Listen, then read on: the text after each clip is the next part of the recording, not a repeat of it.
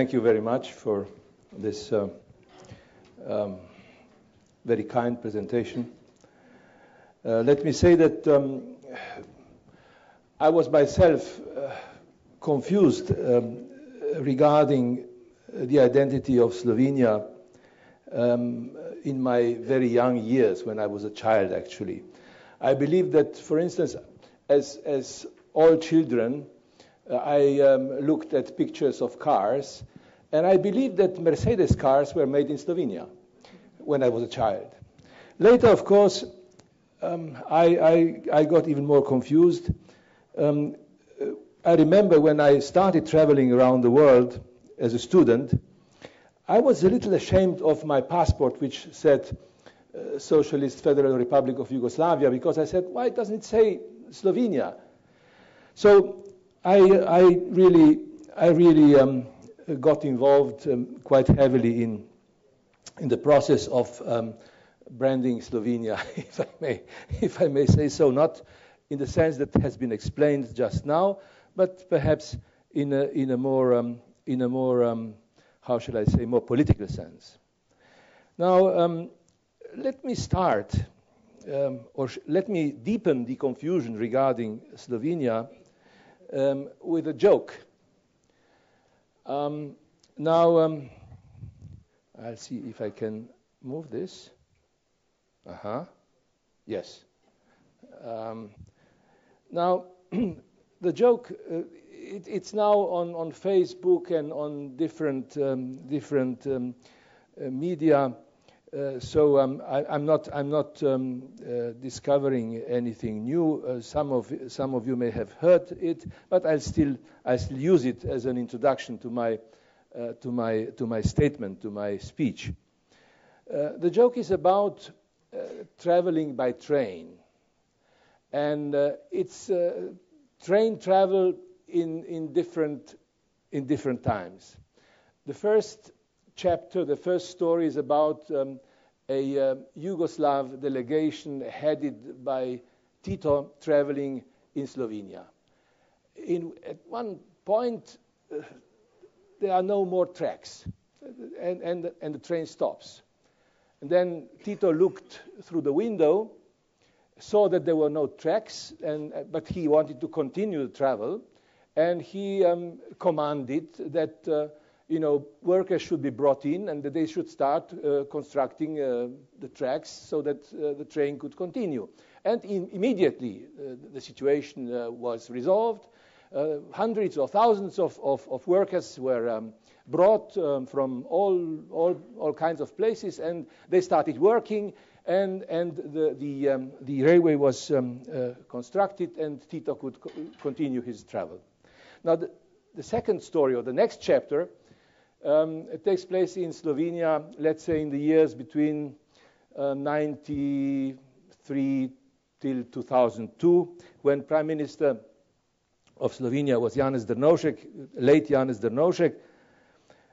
He was a liberal of sorts, and the joke goes like this: the train stops because there is no more track, and then Drnovšek says, "Okay, let's see what can be done," and he calls his collaborators. He calls a session of the parliament, and negotiations start, and conclusions and decisions are made, and so on. And it takes 2 years to build a new part of the railway. Now, at the moment, we have a different kind of government headed by Mr. Pahor, and this is the third story, the third chapter of the same story.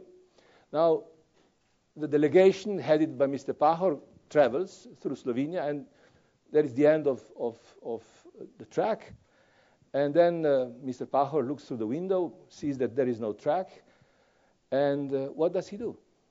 He says to his delegation, just keep fastened your seat belts, keep seated, and pretend that we are traveling.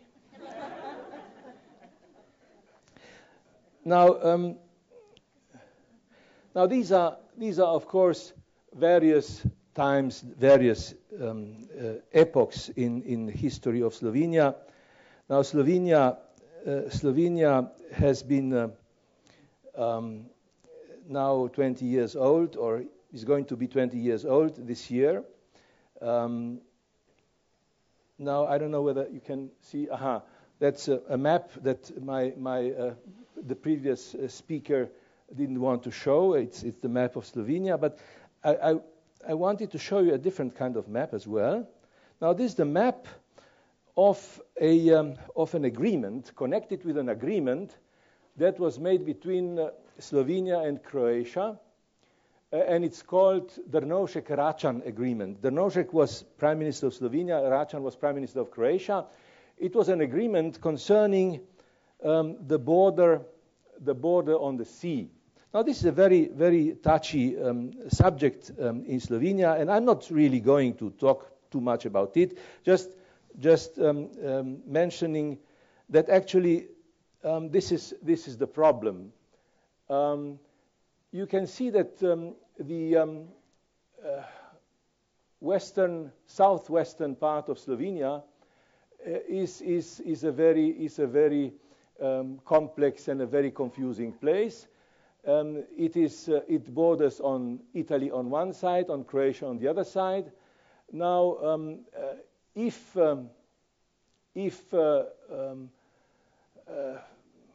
one took a very traditional approach to the issue of establishing borders, as you know, there has been no border in between Slovenia and Croatia during Yugoslav times. Then, of course, Slovenia might be, as you would say,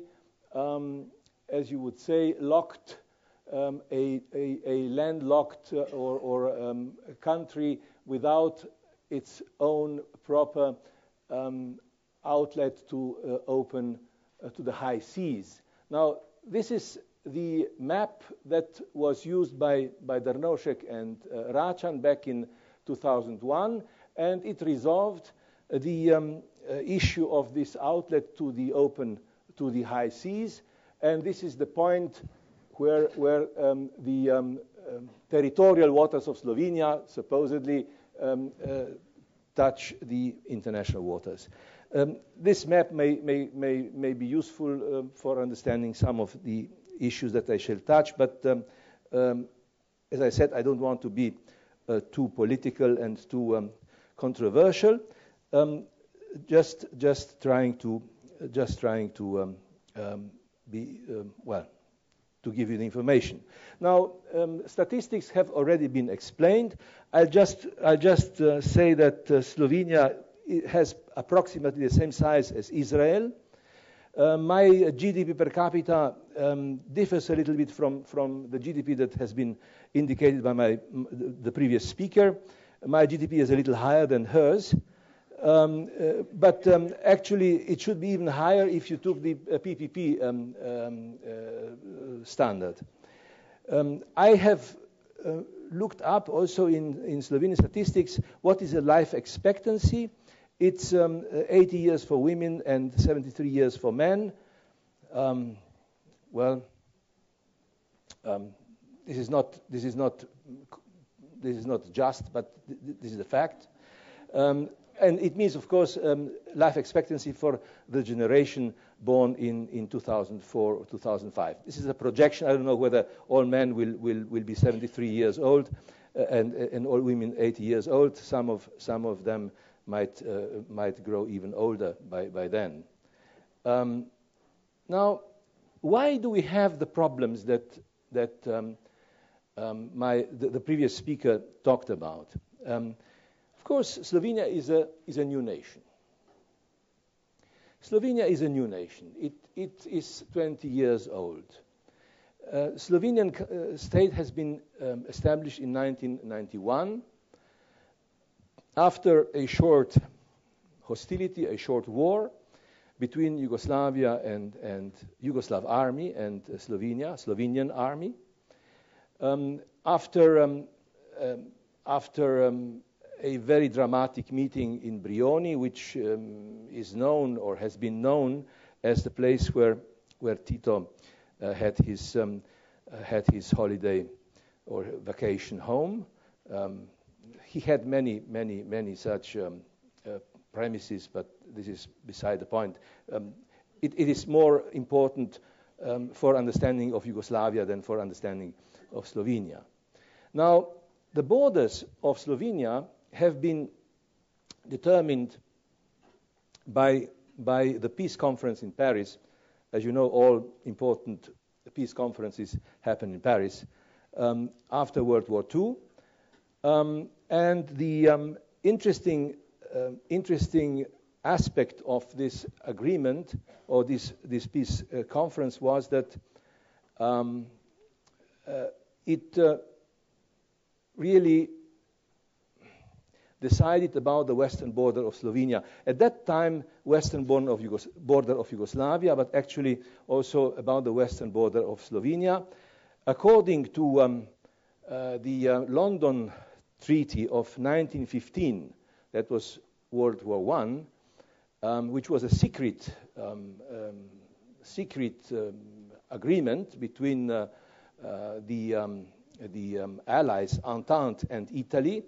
Western part of Slovenia, 1/3 of Slovenian ethnic territory, was given to Italy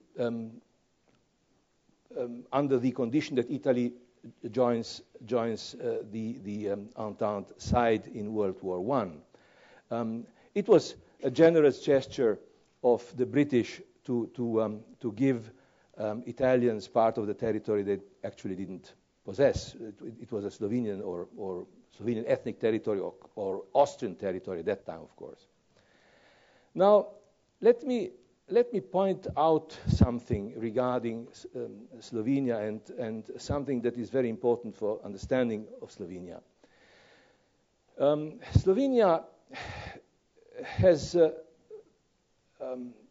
started understanding itself, actually, only at the end of 18th century. Actually, understanding of Slovenia as Slovenia stems from the time of the French Revolution, when a very important book appeared in Slovenia regarding the history of Slovenians, written by a certain writer, very important writer, Linhart, who otherwise has written also theatrical plays.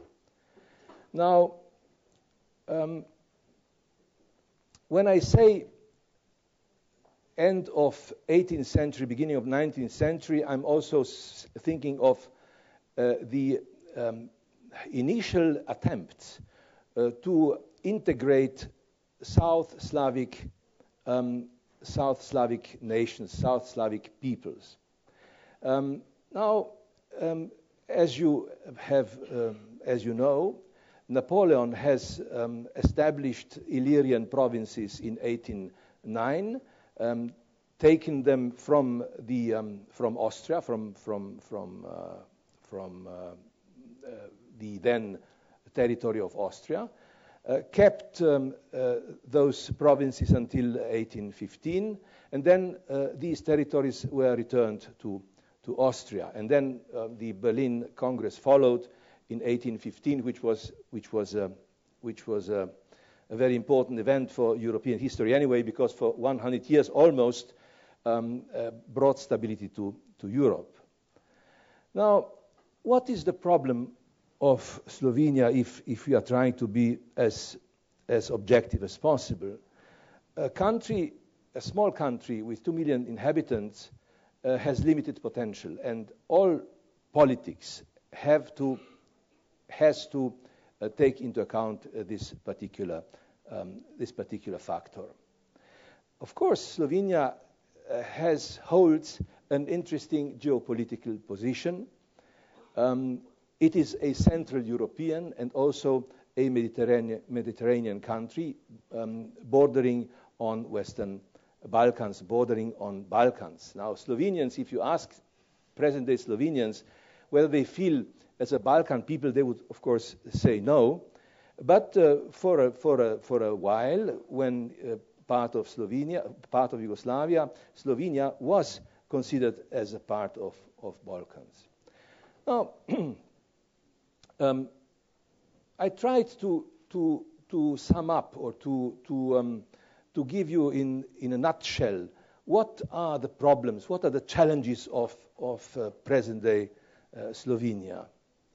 And I would reduce the problems or challenges into three categories: reduction, reviewing, and fixing. We have to reduce taxes if we want to be more interesting for investment. Taxes in Slovenia are quite high. And we must also reduce ideological confrontation concerning the communist past. The communist past has been a problem that has been quite important in the controversies, in the polemics of recent years. And of course, they have divided the population in such a way that communication between various political parties, political groups, communities has become very, very complicated. Now, I agree with everything that has been said about the branding problem, the branding issue. But of course, one thing has escaped in this debate, I guess, so far. Namely, Slovenia has been quite prominently protected against, how shall I say, foreign investment with the ideology of national interest. If you follow the debates, let's say in the 90s in Slovenia, you would hear a lot of discussion about national interest. And many politicians at that time said Slovenia shouldn't follow the example of, let's say, Hungary or even Czech Republic, I remember, that was the slogan of the time, that have sold their family silver, so to say, to foreigners, to foreign owners. We should keep our silver, we should keep our riches for ourselves. And this has prevented more foreign investment in Slovenia. And I think that, of course, this policy has been quite harmful, and it should be reviewed. The other thing that stems from socialist times, as far as Slovenia is concerned, is the social security addiction. I think that one of the speakers in this conference, this interesting conference, has mentioned dependency syndrome. Now, I think that or handouts to people, free housing. Now, a little bit of this, of course, also goes for Slovenia, or has been felt in Slovenia. Many people and many political groups have been emphasizing the problem of social security, and a lot of people are addicted to this social security policy.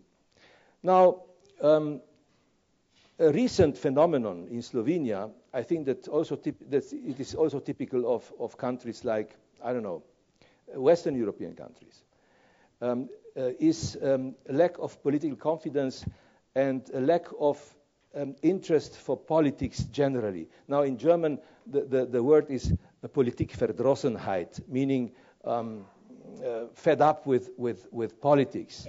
Now, this is, of course, quite a dangerous phenomenon, and perhaps if there is time, we can say something about it later on. Again, history in a nutshell. Slovenians converted to Christianity together with Bavarians back in 7th or 8th century, spent their life, their national life or whatever life, under the Habsburgs. They have had this short spell of relative independence during Napoleonic times. Then, of course, came the crisis of 1915, World War I. Slovenians experienced the outcome of World War I as their defeat. They were on the losing side, on the defeated side, and then they were included into Yugoslavia. Now, the Yugoslav experience has been, of course, interpreted in many ways, and I'm not going to say anything new if I say that it has been positive and negative. Positive because Yugoslavia actually contributed to the development of Slovenian national political institutions. On the other side, of course, Slovenia was a hidden nation of Europe, was a captive nation of Europe in many ways. I'll give you an example. For instance, if some famous opera singer came visiting or came singing to Yugoslavia, he or she would sing in Belgrade, maybe in Zagreb, but never or practically never in Ljubljana, because Slovenia was not an important place to sing in. When statesmen, leaders, world leaders came to visit Yugoslavia, they would practically avoid Slovenia and Ljubljana always. Now, the last point, of course, we have been affected by the communist experience. We have lived 45 years under communist regime. In many ways, our experience has been similar to the experience of Eastern Germans, Hungarians, Czechs, Poles, and so on. Now, let me say, Yugoslav crisis, of course, determined our lives in so many ways. Some people have interpreted the Yugoslav crisis as a special crisis, as a special case in European history. Let me give you my view. I think that, of course, the Yugoslav crisis had to do with the fall of the Berlin Wall.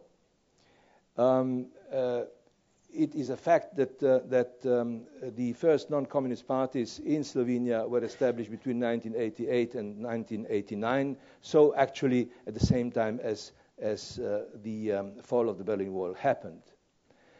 Now, this is an important message that I wanted to convey. Slovenia has established itself in opposition to a non-aligned communist Yugoslavia.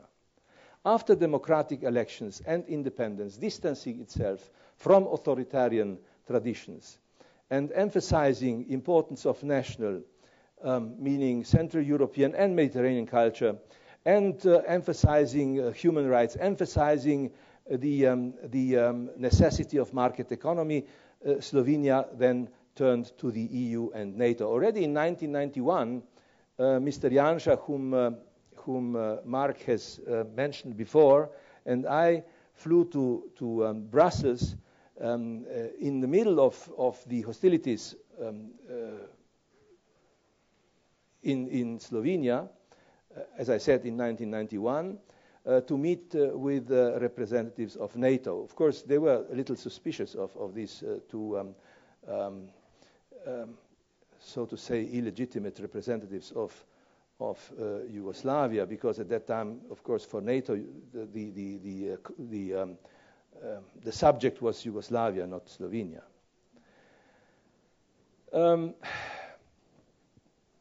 Now, I guess that if I think of the Slovenian diplomacy, what were the first and the most important tasks of Slovenian diplomacy when Slovenia became independent 20 years ago, or, well, started to become independent 20 years ago? One of the first tasks of our diplomacy has been to demonstrate and explain the internal problems of multinational systems under communism. As you know, Yugoslavia was a multinational system. It was, as you probably remember from lessons of history, it started as a kingdom of Serbs, Croats, and Slovenians, and then, of course, Yugoslavia wanted to merge these specific ethnic groups into one. The same way that Soviet Union wanted to create the Soviet nation. Now, really, our task was to explain to our interlocutors that Slovenia is a nation, that Slovenes are a separate people, that there is a separate and distinct culture in Slovenia, that there is a separate language, and of course that there are many other traits which are characteristic of Slovenia. I have not really gone into the problem of Slovenian cultural tradition. Slovenia has not excelled Slovenia has not asserted itself in history through its specific, political or economic achievements. Actually, a lot of Slovenian consciousness has to do, Slovenian national consciousness has to do with culture, has to do with a number of Slovenian, how should I say, works of art. For instance, when was it? In 1875, one of the utmost Slovenian authors wrote literally, "We cannot work in politics. Let us work where we can. Let us work in literature." And now this approach is not only typical or limited to Slovenia. You will find same approach or same how shall I say exclamations, same ideas also in other Central European countries. If some of you may remember one of the famous articles written by Milan Kundera, The Tragedy of Central Europe, he has pointed out that Central European nations grew out of a culture rather than, let's say, military or political achievements. Now, many analysts and also international leaders made mistakes, the same mistakes they made concerning, for instance, also integration of the Germanies, also regarding other so-called captive nations. They feared, let's say, important European leaders objected to integration of Germany. Many important European leaders objected to the demise of Soviet Union.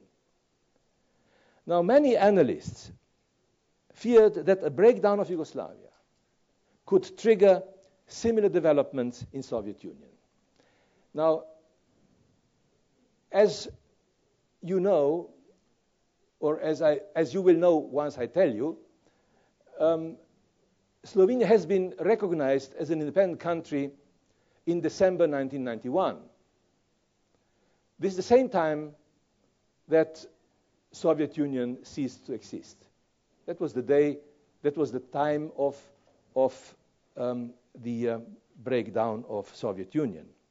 Now, before this date, before this year, before these months, before the autumn of 1991, many of our interlocutors, ambassadors, ministers, told us, don't do anything. James Baker, for instance, I remember very vividly, July 91.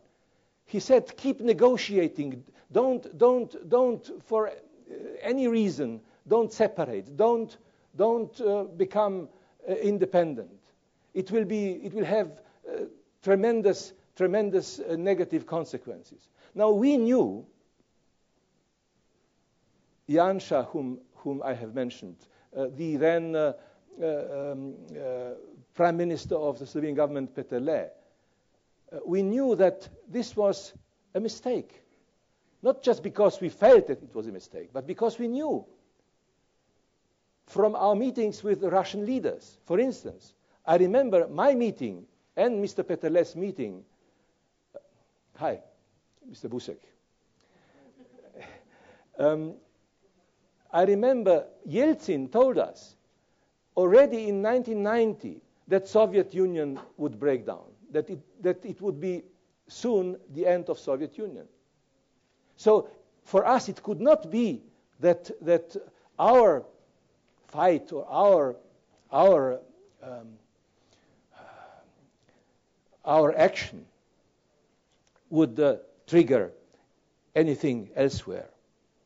It was part of the same worldwide or European crisis. Yugoslav crisis was not a beginning or a reason for Soviet crisis. Both crises were part of the same historical event or historical movement, historical change. As I have said, many important leaders and analysts have supported centralist and integrationist forces in Belgrade, including Slobodan Milosevic. Remember how one of the important leaders of one of the most important countries, not Germany, of course, traveled to Yugoslavia and supported Milosevic. They perceived the Slovenian democratic movement and the project of an independent state as egoistic and opportunistic. And they failed to interpret the Yugoslav crisis in the context of the demise of the Warsaw Pact and Soviet Union. I have mentioned the July 1991 Brioni Declaration. It was a bitter pill, actually, for many of us, because the message was stop your independence movement, freeze your achievements. We have already taken possession of the border post, by the way. When I traveled from Brioni to Ljubljana, I heard on the radio a group of Slovenian traitors have just sold Slovenian national interest at Brioni. And it was meant practically everybody who meant anything in Slovenia at that time. But of course, I saw another aspect of this event. Slovenia, for the first time in its history, had or participated in negotiations with the European Union. It was, on one side, it was European politicians. On the other side, it was Slovenian politicians, Slovenian representatives. Now, since Mr. Busek has just joined us, let me use this opportunity to say that without the assistance of Austria and without the assistance of Austrian People's Party, we would feel much less courageous, so to say, much less self-confident. So for us, for me, Brioni Declaration was the beginning of negotiations between Slovenia and the EU, actually after 3 months of so-called moratorium, which was never really observed. After this time, Yugoslav army left Slovenia and independence was on the program. Slovenia was, for reasons that I have already explained, recognized by Europe in December 1991, but it was recognized by the United States only in April 92. United States had reservations regarding independence of the new nations. It would be much simpler for many of European and American leaders to keep the balance, to keep the stability that was assured by the existence of Soviet Union. I say this with in a responsible way. Now, short history and then conclusion. The 90s were very important for promotion of Slovenia as an international item. We started our approach to the European Union. Of course, blocked by Italy in '94 for 1 year. At that time, Americans realized that they had made a mistake, and they supported the solution of the blockade. And as Piero Fassino, one of the Italian politicians, has written in his book, when Prodi was elected in Italy, and when he returned from Washington, he said, "Well, Clinton told me that we should end our controversies with Slovenia, and we should leave, that we should allow Slovenia to proceed." In '96, Pope John Paul visited Slovenia. In 1997, that was another problem. Slovenia was ignored by NATO. We wanted to become part of NATO. There was a rumor that NATO would accept 4 new countries, and it only accepted 3: Hungary, Poland, and the Czech Republic. Now, the 4th could be Slovakia, and this is the crux of the matter. Many people didn't know whether Americans wanted to accept Slovakia or Slovenia. That was part of the confusion, and that was part of the brand of our branding problem, really. I remember when our president went to visit one of the important countries, Slovakian anthem was played at the airport when he was marching on the red carpet. Not to speak about other incidents and other jokes. Now, in '97, Slovenia has not been accepted. It had to wait until 2002, and then 2004 was the formal procedure. But of course, Slovenia was supported by the Luxembourg Council of the European Union. Now, as a consolation, in '99, Clinton visited Slovenia, and it was a very emotional moment. It was raining cats and dogs in Ljubljana, and there were thousands of people who wanted to see Clinton, and Clinton, as he told us later, he actually enjoyed this. Everybody was wet. It was really cats and dogs in the main square of Ljubljana. But he enjoyed it because he saw how great was the interest of the crowd. 2001 was a very important year for us. We have, in 2001, accepted signed an agreement with Austria.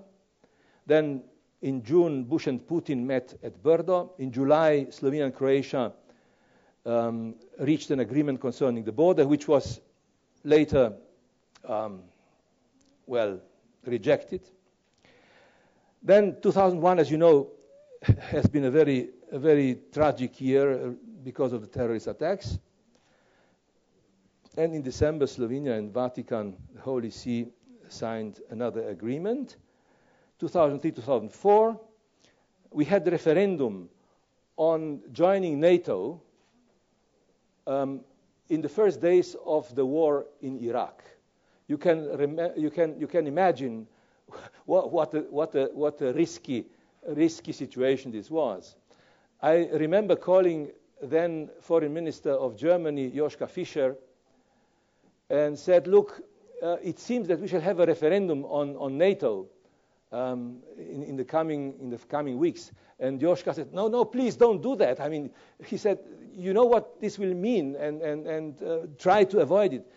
And the government, myself included, wanted to avoid this referendum, but then the parliament, the opposition, nailed us down. They really wanted us to lose this referendum. So we made everything possible to win it, and we won. Actually, the result of the referendum was 90% for EU and 66% for NATO, in favor of.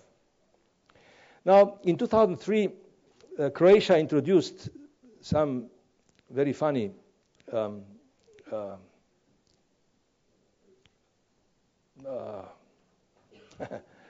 measure called Ecological and Fisheries Protection Zone in the Adriatic, which actually closed, if you remember the map that I have showed you at the beginning, which closed the open sea, or shall I say,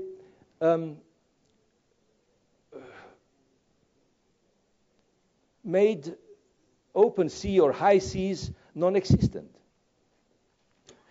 But let's forget about that. In 2004, Slovenia has become member of EU and NATO formally.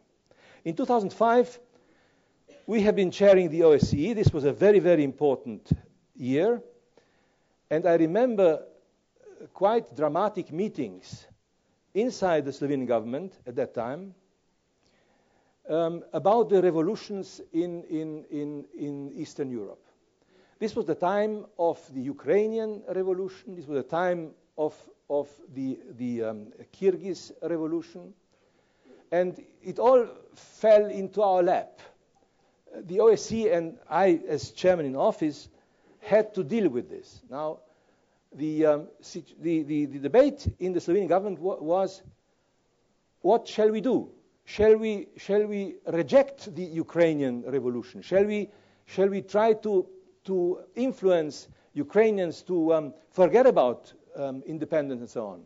Now, my feeling or my position was, this is a movement. This is a process of democratization, which has reached Ukraine, and tomorrow will reach Moscow, and next day will reach even Belarus, and so on.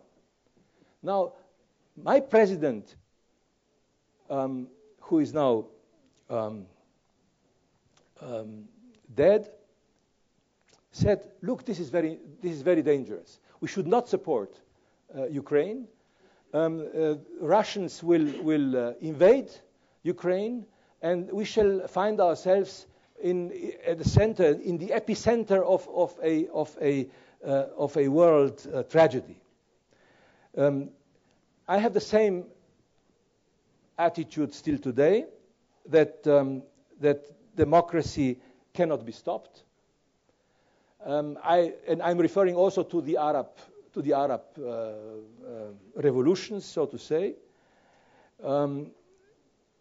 I think that it was a good challenge and a good moment for Slovenia to participate in these historical events. We could tell our Ukrainian and even Kyrgyz friends what was the situation in Slovenia back in 1991. 2006, 2007, more achievements. 2007, Slovenia introduced the euro and joined Schengen, so I can travel to Germany without showing passport. Now, then comes 2008, that has been omitted from the presentation, from the introduction at the beginning. Now, this was perhaps the most important moment of Slovenian foreign policy. Slovenia took over, assumed the presidency of the EU for the first semester of 2008.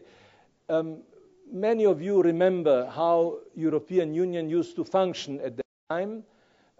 First presidency was German, then came the Portuguese, then Slovenia, and then France. And Slovenia was squeezed between Germany and France, more or less. And of course, this was a very, very valuable experience for all of us. Now, why? Because we had to participate in important decisions again. The small, tiny, little Slovenia of 2 million participated in world important decisions concerning the independence of Kosovo, concerning the signing of a provisional association and stabilization agreement by Serbia, and concerning cooperation with Russia, cooperation between EU and Russia. I must say at this point that I value highly the assistance of my colleagues of the time, especially Javier Solana. I think that Javier Solana was indeed a minister of foreign affairs of Europe, and I stop the sentence at this point. Now, we had a secret meeting of the committee of the countries that supervised the processes in Yugoslavia or in Western Balkans. It was the European part, of course, European Union, then Germany, France, Italy.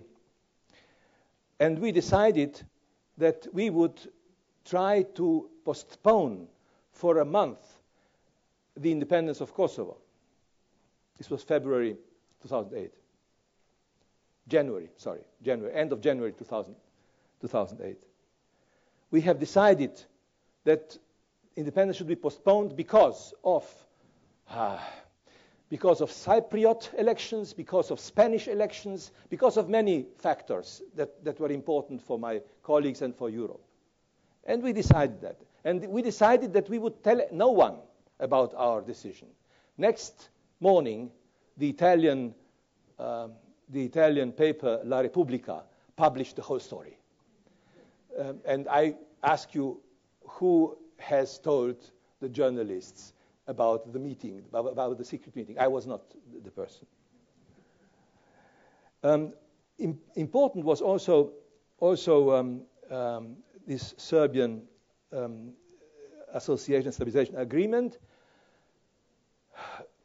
Our Dutch friends were absolutely against it.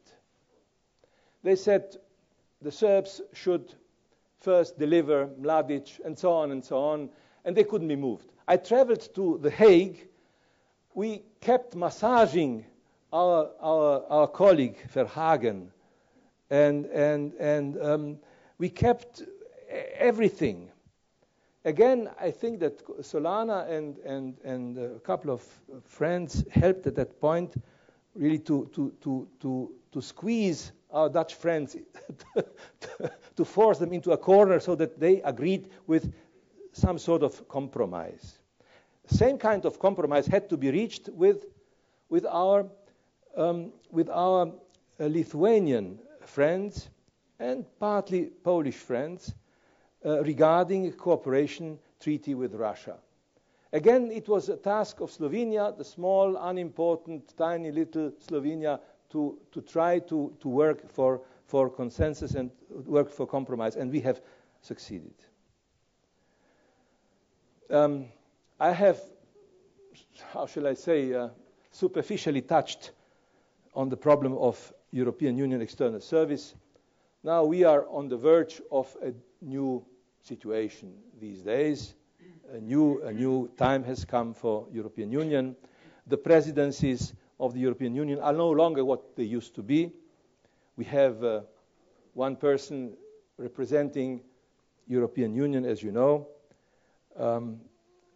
in the Council and in foreign policy.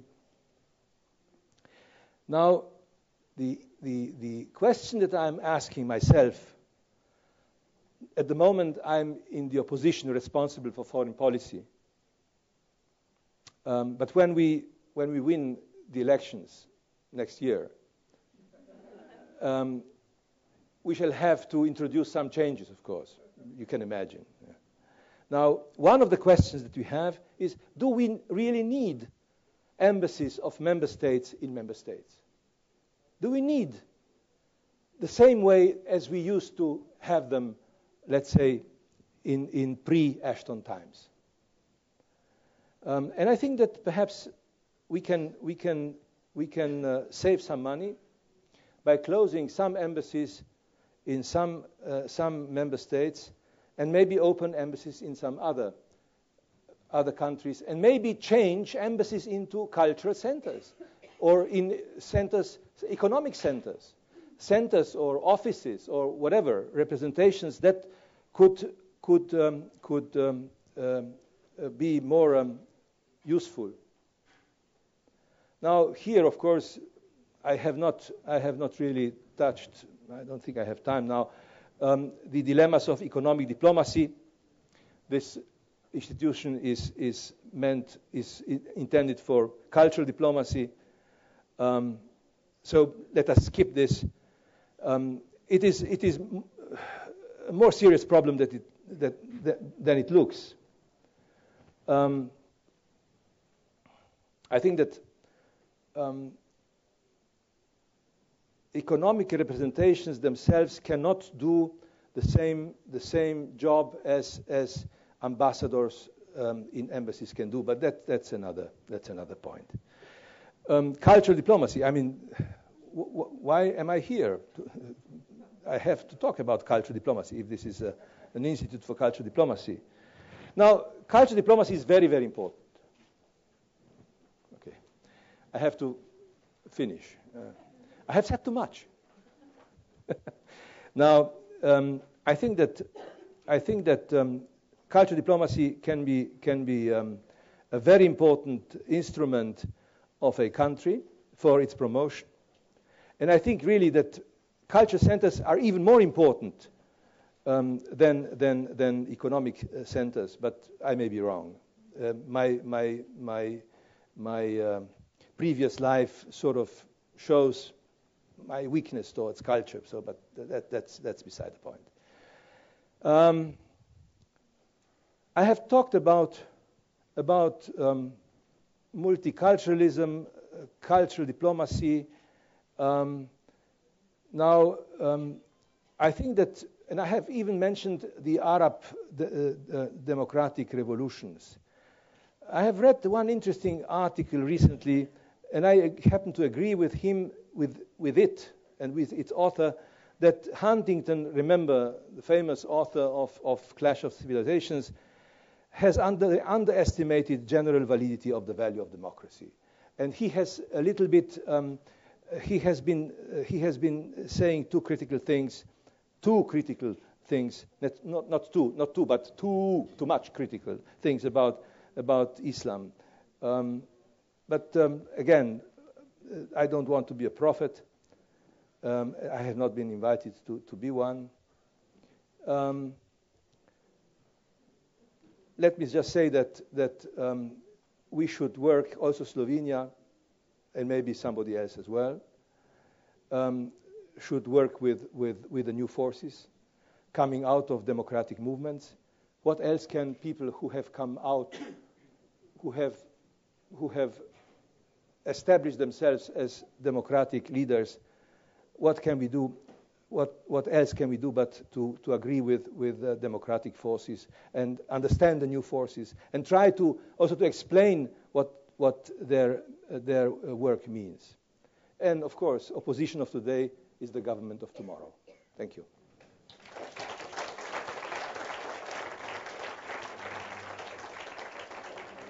you very, very much, Dr. Rupel. If we could just have the microphone. Okay. Oh, yes, of course. Thank you very much. I'd be happy to take one or two questions or comments on the excellent presentation that we just had. Do we have any reactions, questions? Yes. Okay.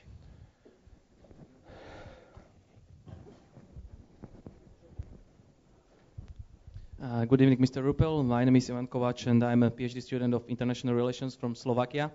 I would like to ask you, especially... No offense regarding the confusion between Slovenia and Slovakia. Yeah, I think that they are both respectable countries. Yes, of course. I think that after I saw the campaign, I feel Slovenia that there will be no more confusion in the future between these two countries. But my question would be, since you were the foreign minister during the EU presidency of Slovenia, and I would like to ask you on the, let's say, the opportunities and the barriers that you see of such a small country presiding the European Union. What were the pros and the cons after the presidency, when you, let's say, summarized, or when you thought about the whole presidency? What were the pros and cons of having such a little country managing such a big institution? Even if we know that the architecture of the presidency has already changed under the Lisbon Treaty. So for Slovakia in 2016, it's going to be a little bit different. But what would you maybe give Slovakia as an advice, or how would you share your experience on the EU presidency? Because we are also a small country with a not so let's say not so populated. So what kind of advice would you give us? Thank you very much. Thank you. Now, first, I think that one should make these discussions as light as possible. I forgot to tell one anecdote. Everybody remembers George W. Bush, right? Former President of the United States. Now, when I was ambassador in the United States, I brought my prime minister, then prime minister, Drnovšek, to George Bush before he was president. He was still governor of Texas. Now, that's a long time ago, but still, let me use this anecdote. And the next day, there was a report in one of the papers, American papers, Washington papers, that the governor of Texas has received the foreign minister of Slovakia. It was really prime minister of Slovenia, but he confused the two. But then, the journalists asked me, even in Slovenia, they asked me, how do I comment on this mistake? I said, look, Slovenia and Slovakia are two very important, sympathetic countries, and we are not at all jealous or angry with this confusion because it serves us both. Now everybody knows that these are two different countries. Now, regarding your question, of course, as you have said yourself, the Lisbon Treaty has put Slovakia or any other country into a different position from the position that Slovenia had back in 2008, and France was the last one. Sweden pretended not to be already doing something else. Now, my advice would be use the opportunity, seize the day. Once you are in charge, nobody can object to you. You are the boss. Every time when I arrived to Brussels to chair the session of the meeting of the General Affairs and External Relations Council, I was brought a whole bunch of EU papers because chairman of the council was at the same time the only official figure who signed the council papers, and I had to sign all those papers. So I could be naughty and not sign them. So it really depended on little Slovenia whether we would do something or not. It was Slovenia that was organizing meetings, giving statements about Europe and so on. So use the opportunity. Do whatever you find appropriate. Absolutely. Dr. Rupel, I'd like to take this opportunity to extend my extreme gratitude to you for having traveled the entire distance from Slovenia to be here with us today. Very thought-provoking lecture, and we very much look forward to seeing you again soon in Ljubljana. Okay. Thank you very much. Thank you. Thank you. Thank you.